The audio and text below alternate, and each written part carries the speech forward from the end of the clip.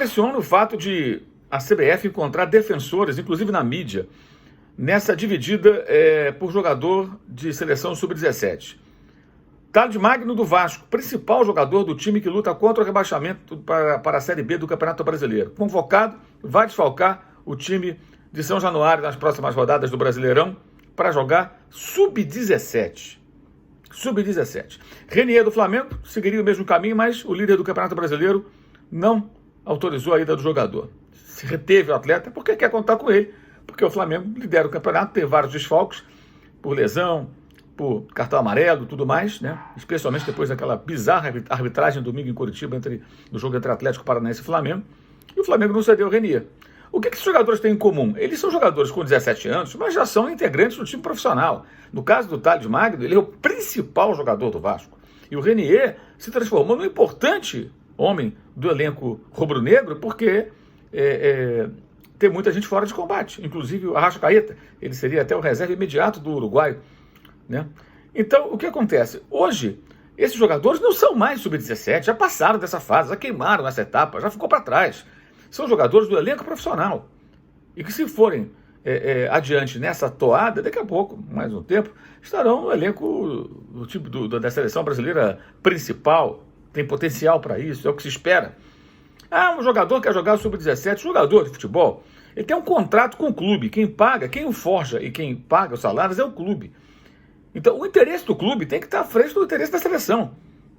Seja, na minha opinião, seja nesses amistosos patéticos que a seleção principal vem fazendo, e ainda mais time sub-20, sub-23, sub-17. O Fluminense está sem 2 jogadores por conta de seleção sub-23.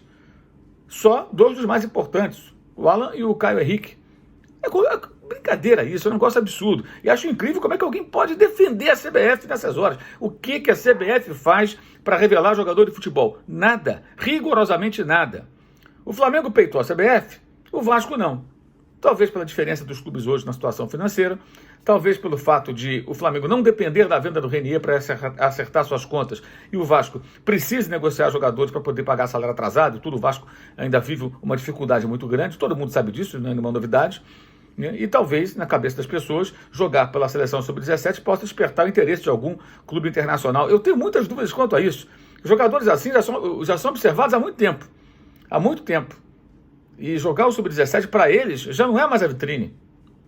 Porque embora o Campeonato Brasileiro não seja uma competição de grande destaque internacional, atletas muito jovens assim são observados, antes até de jogar no profissional, ainda mais quando chegam no time profissional, pelos profissionais contratados por clubes europeus e que trabalham para clubes europeus mapeando o mercado. Eles já não são mais pérolas a serem garimpadas, eles já são realidade, são jogadores do time profissional, do Vasco e do Flamengo.